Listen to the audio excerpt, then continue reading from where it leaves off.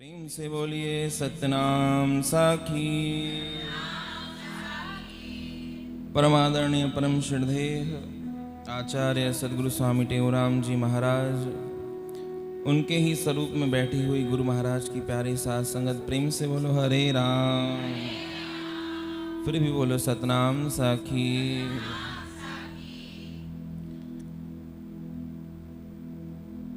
बहुत ही सुंदर भाव, अपनी गुरु की महिमा,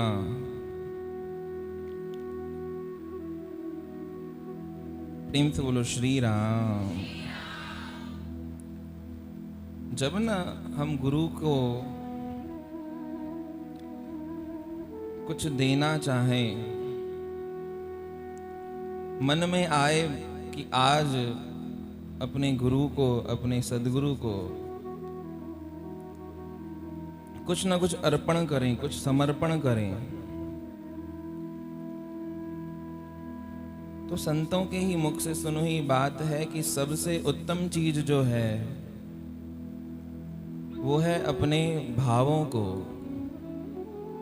अपने दिल के वो जो शब्द हैं, वो जो भाव हैं, उनको शब्दों के रूप में व्यक्त करना, ये सबसे बड़ा समर्पण है। प्रेम से बोलो श्री राम।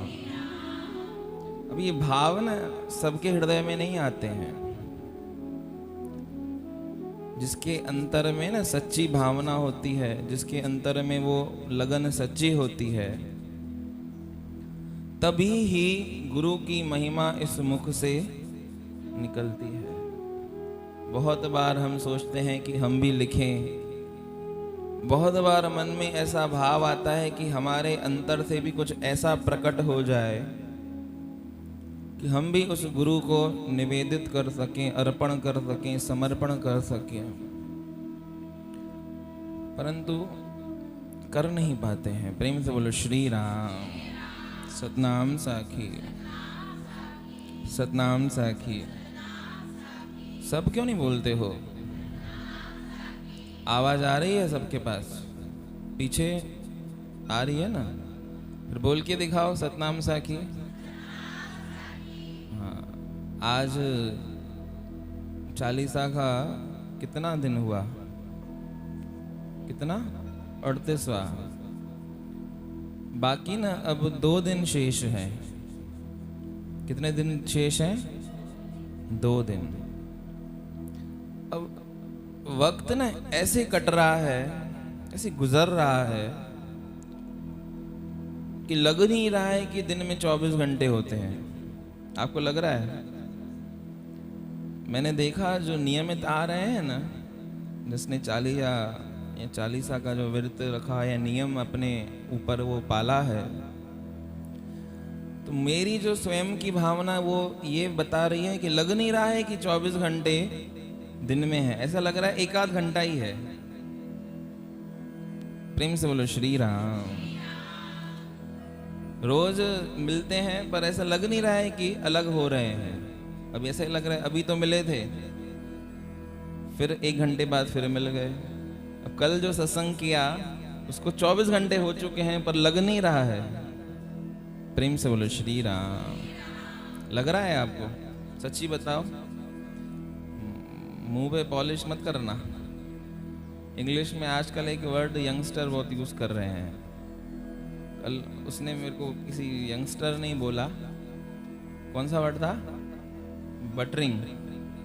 अब मैंने कहा बटरिंग का क्या होता है? फिर दिमाग की बत्ती जली कि मक्खन लगाने को बोलते हैं। प्रेम से बोलो श्री राम।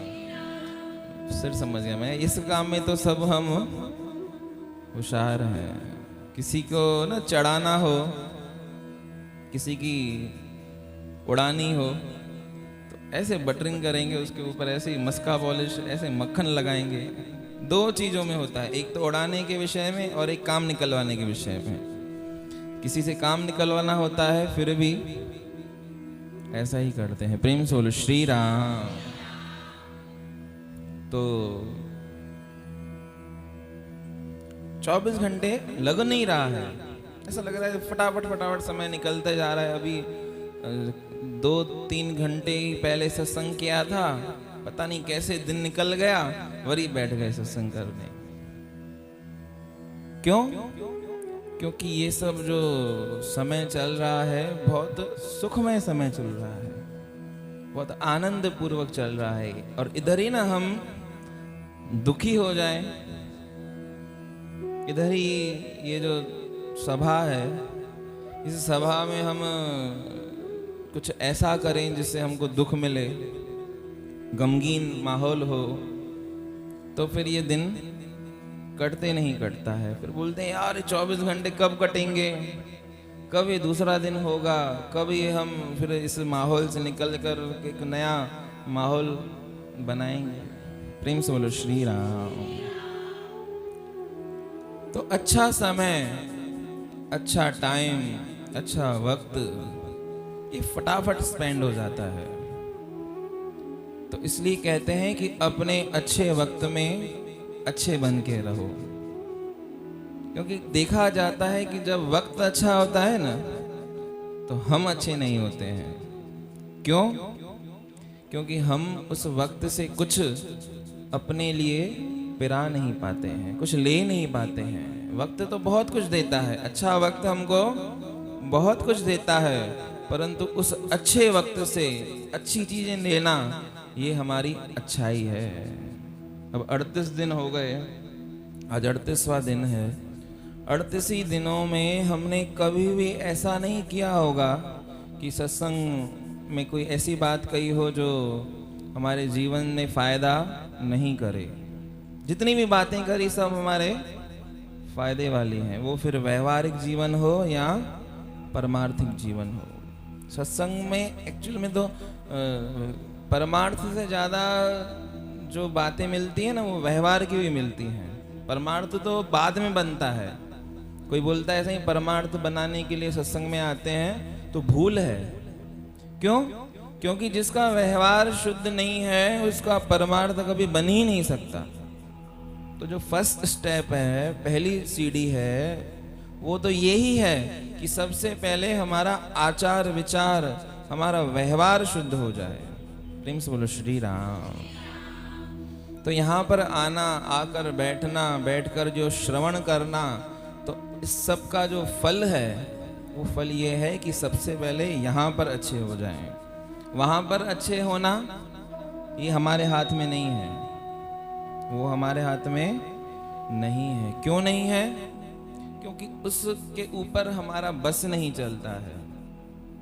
लिखा गया रामायण में कि जन्मों के जन्म वो जो ऋषि मुनि तपस्वी साधु यति अपने आप को साधने का प्रयास करते हैं, उसके बाद भी देखा गया है कि उनका जीवन, उनकी साधना आधी रह जाती है। चौपाई के माध्यम से श्री तुलसीदास जी महाराज इस बात को व्यक्त करते हैं कि जन्म जन्म मुनि जतन कराही, परंतु अंत राम कब आवत नहीं।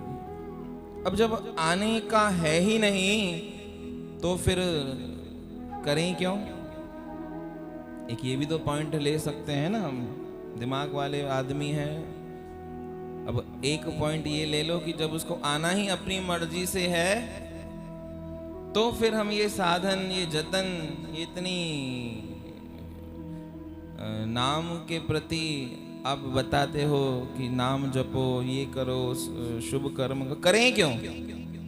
जब उसको आना अपनी ही मर्जी से है और देख रहे हैं कि जन्म के जन्म वो साधन युक्त व्यक्ति, साधन से सधे हुए व्यक्ति अपना जन्म यूं ही गंवा रहे हैं, तो फिर बात समझ में आती है कि ऐसा फिर करें क्यों? तो जो कर रहे हैं साधन यानी वो भूल है, नहीं करना चाहिए। मस्तिष्क को थोड़ा दौड़ाओ, दिमाग को थोड़ा दौड़ाओ, तो पता चलेगा कि वो जो जन्म के जन्म वो जो साधन में लगे हुए, खाना छोड़ दिया, पीना छोड़ दिया। उस दिन एक संत जी के दर्शन हुए कुंभ में, उन्होंने एक हाथ ऊपर किया हुआ है, वो एक हाथ उनका कभी नीचे होता ही नहीं है। हमने YouTube पे दर्शन किए, वो बता रहे थे पता नहीं कितने साल हो गए हमने ये हाथ नीचे ही नहीं किया है। वो हाथ पता है कैसा हो गया था, एकदम गल कर, हड्डी होती है ना, वो हड्डी दिख रही थी, न मांस था, न मज्जा थी, न वहाँ पर रुधिर, क्योंकि ऐसे ऊपर करेंगे तो खून तो जाएगा नहीं ऊपर। अब जिस अंग में खून पहुंचेगा नहीं तो वो तो नेचुरल बात है कि काम करना छोड़ देगा। तो हठी, ऐसे हठी कि एक बार मन में आ गया कि हाथ ऊपर करना है, ये भी साधन है ना, वो ऊपर कर दिया, छोड़ा ही नहीं, फिर नीचे किया ही नहीं है। प्रेम से बोलो श्री राम। उनकी समस्त क्रियाएं, सोना, खाना, पीना, रहना, सब ऐसे ही होता है, हाथ ऊपर करके। प्रेम से बोलो श्री राम। आपको देखना हो तो आप भी देख सकते हो youtube.com पे, आप देखोगे ना कुंभ के दर्शनों में, वो कहीं ना कहीं आपको टकरा जाएगा। अभी ट्रेंडिंग में चल रहा था, बहुत व्यूज मिले उस वीडियो को। प्रेम से बोलो श्री राम। फिर एक संत जी देखे जिन्होंने रुद्राक्ष धारण किए हुए थे, वो भी एक नहीं लाखों। कितने थे आपने देखा था ना? हाँ, पूरी उनकी जो बॉडी थी, उनका वो जो शरीर था, वो पूरा रुद्राक्ष से लपेटा हुआ था। तकरीबन बोल रहे थे 50-60 किलो वजन तो उसी का ही था, ऊपर से लेकर पांव तक पूरा, न कपड़े पहने हुए थे न कुछ था, पूरा रुद्राक्ष से लपेटा हुआ था। प्रेम से बोलो श्री राम। तो साधन कैसे कैसे हैं, हम तो उन बातों में पढ़ेंगे तो पता नहीं क्या हाल होगा हमारा। अब ये बात देखी गई कि इतना साधन करने के बाद भी परमात्मा का कोई अता पता नहीं है। अब दावे से नहीं कह सकते हैं कि ऐसे तपस्वियों को भी, ऐसे हठियों को भी, ऐसे यतियों को भी परमात्मा के दर्शन दे देगा। कह सकते हैं क्या? कोई बात निश्चित नहीं है। मिल जाए तो मिल जाए, नहीं तो सारा साधन व्यर्थ। नहीं, ये आपकी मेंटलिटी है, हमारी मेंटलिटी ये है। प्रेम से बोलो श्री राम। जब मिलना ही नहीं है तो फिर करें क्यों? परंतु शास्त्र इस बात को बताते हैं कि उसको पाना कोई एकाध जन्म की बात नहीं है। कल एक वचन निकला था सदगुरु स्वामी सर्वानंद जी महाराज का, जो अमृत वचन हम रोज पढ़ते हैं, उसमें वचन में लिखा था कि 100 साल के बाद भी कर्मों का हिसाब देना पड़ेगा, वो फिर चाहे शुभ हो चाहे अशुभ हो। तो इसलिए पाप नहीं करना चाहिए। तो जिस प्रकार पाप कर्मों का फल हमको भोगना पड़ेगा, उसी प्रकार जो हम साधन युक्त व्यक्ति हैं, जो साधना से सधे हुए हैं, जो इस मार्ग में लगे हुए हैं, तो उनकी साधना भी कभी व्यर्थ नहीं जाती।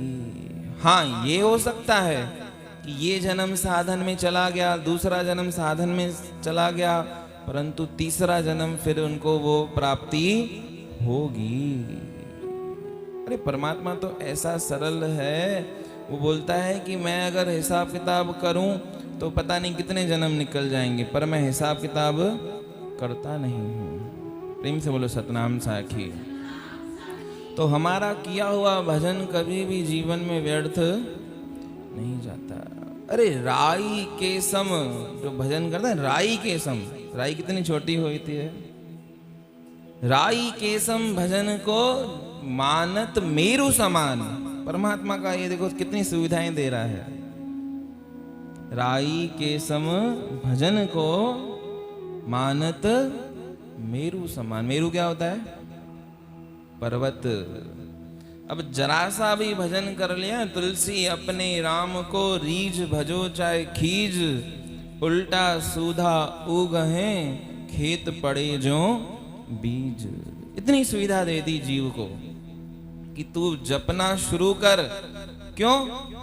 क्योंकि जपने से क्या होगा कि तेरा किया हुआ भजन कभी ना कभी मेरे पास पहुंचेगा। प्रेम से बोलो श्री राम। अब परमात्मा कब आते हैं, इस बात का प्रतिपादन शास्त्र करते हैं कि जब न परमात्मा को कोई ऐसी दयनीय पुकार करता है, वो एक बार हृदय की गहराई से, वो भावना से पुकार हो जाती है, तो फिर परमात्मा रोक नहीं पाता है अपने आप को। अब वो कब करते हैं पता है? हम प्रेम से बोलो श्री राम। या तो इतना प्रेम हो हमारे हृदय में, और या तो हम इतने दुखी हो। दो ही बातें हैं। जब दुखी होते हैं फिर भी उस परमात्मा को ऐसे पुकारते हैं, ऐसे पुकारते हैं कि परमात्मा के बिना अब चल नहीं सकते हैं। अब जब दुख में पुकार करते हैं ना, तो होता क्या है, परमात्मा पहले उस प्रॉब्लम को सॉल्व करता है। दुख में पुकार किया और उस दुख को परमात्मा ने हटा दिया, दूर कर दिया। अब उसके बाद हमारी जो पुकार होती है वो ठंडी पड़ जाती है। होता है ना ऐसा, प्रैक्टिकली बात है, इसमें तो कोई ज्ञान ध्यान की बात है नहीं। दुख में पुकार सब करते हैं, परंतु उस पुकार में दम भी होता है। बहुत इंटरनली हम उससे कनेक्ट भी हो जाते हैं दुख वाली पुकार से। कभी दुखी हो आप, सहजता से ही अश्रुपात हो जाता है, सहजता से ही रोने लगते हैं, सहजता से ही दिल से वो बात निकलती है, उसको शब्दों की जरूरत भी नहीं पड़ती है। शब्दों की जरूरत फिर उस भावना को पड़ती नहीं है, सहजता से निकलती है और वो बात पहुंचती भी है। बहुत भक्तों को, बहुत जिज्ञासुओं को, बहुत ऐसे व्यक्ति आए जिनको हमने देखा, वो फिर मूर्तियों से बात करते हैं। वो बात करते हैं अपने उस परमात्मा से, परमात्मा से जवाब पाते हैं। तो ये क्या है? ये इंटरनली वो कनेक्ट हो जाते हैं, वो जुड़ जाते हैं। प्रेम से बोलो श्री राम। और वो जुड़ते क्यों हैं? उन भक्तों का नाम परमात्मा ने गीता में लिखा। ऐसे जो भक्त हैं उनको मैं संज्ञा देता हूं आर्त भक्त की। कौन से भक्त हैं ये? आर्त भक्त। दुख आए, संकट आए, विपत्ति आए तो फिर मेरी शरण में आ जाते हैं। है ये भी भक्ति, है ये भी पुकार, ये भी सुनता है परमात्मा, परंतु इसका जो विषयक है, इसकी जो ड्यूरेशन है, उसकी जो टाइम लिमिट है, वो बहुत ही सक्रिय है, छोटी सी है। क्यों? दुख आया, पुकार की, कनेक्शन जुड़ गया, प्रभाव उसका मिलने लगा, उसकी वो कृपा, उसकी वो दया हमको प्राप्त होने लगी। परंतु जैसे ही दुख समाप्त हो गया, क्योंकि परमात्मा के और उस भक्त की जो बीच की कनेक्टिविटी है, वो क्या है? वो दुख है। वो संबंध का जो स्थापन है ना, वो क्या है? वो दुख है। अब वो दुख जैसे ही दूर हो गया, कनेक्शन टूट गया। तो ऐसी भक्ति फिर क्या होती है? स्थिर नहीं रहती है। प्रेम से बोलो श्री राम। तो जब स्थिर रहती नहीं है, तो दुख आया तो पुकार कर लिया, परमात्मा ने दुख दूर कर लिए। परमात्मा ने देखा कि दुख दूर करने के बाद भी मुझे पुकारता है या नहीं, तो देखा जाता है कि मोस्ट प्रोबेबली ऐसा होता है कि हम फिर वो पुकार बंद कर देते हैं। ऐसा ही होता है ना। अब जब बंद करते हैं तो परमात्मा बोलता है कि ठीक है, अब कोई बात नहीं। दुख में भी परमात्मा याद आए, दुख के समय में, संकट के समय में भी परमात्मा याद आए, ये भी एक बड़ी बात है।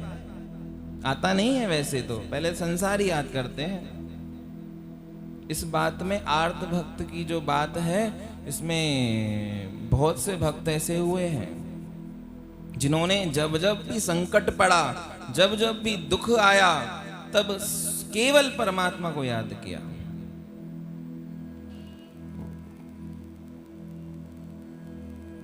तो ये भक्ति कि संकट के समय में भी परमात्मा याद आ जाए, ये भी एक प्रकार की भक्ति है।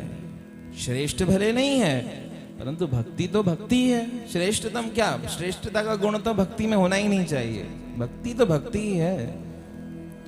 तो एक जो पुकार होती है हमारी, दुख में होती है। दुख आते हैं तो पुकार करते हैं, परमात्मा बोलता है वो भी ठीक है, होना नहीं चाहिए परंतु ठीक है।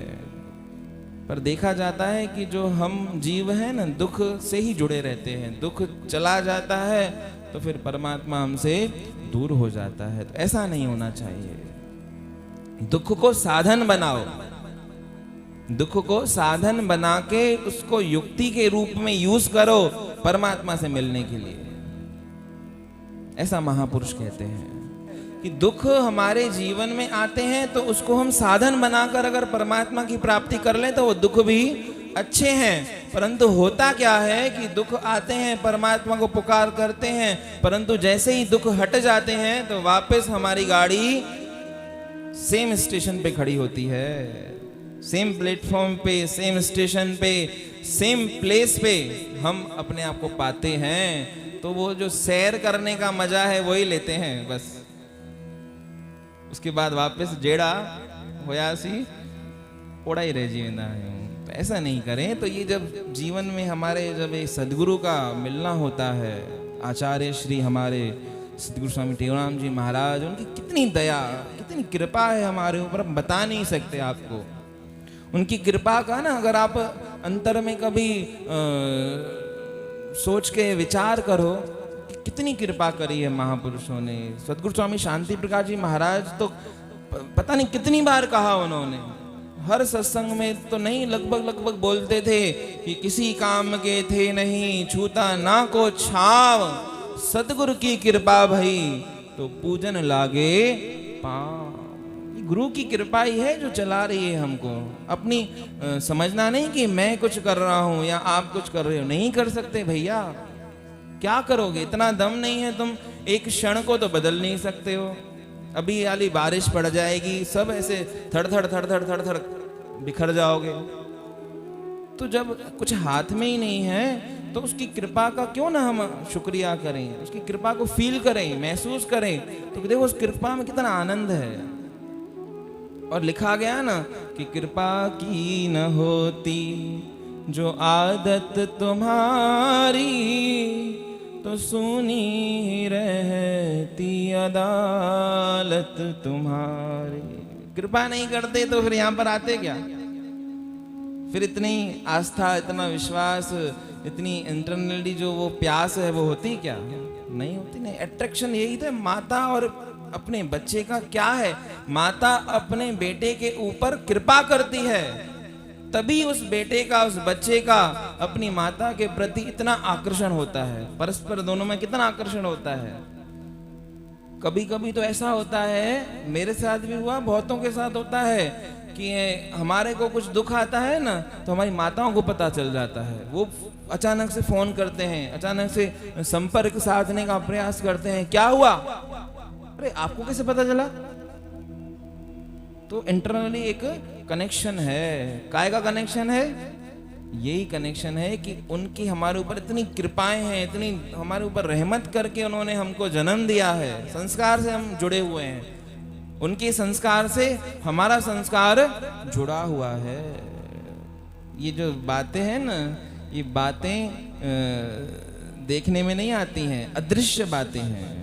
जैसे नेटवर्क है ना, अदृश्य है, ये सब बातें भी, संवेदनाएं भी, ये सब अदृश्य रूप में सारे चराचर जगत में व्याप्त हैं। एक ऑरा है सारे संसार की, हर एक प्राणी संसार को एक ऑरा प्रदान कर रहा है, एक ऊर्जा दे रहा है। वो हमारे ऊपर है कि हम अच्छी देंगे तो संसार अच्छा हो जाएगा। राम राज्य चाहते हैं ना, बहुत बोलते हैं राम राज्य राम राज्य। अरे राम राज्य चाहने के लिए सबसे पहले भरत बनना पड़ता है, सबसे पहले भरत बनना पड़ता है, स्वयं को बनेगा पड़ता है। ऐसे नहीं और बने, और बनने से काम नहीं होगा।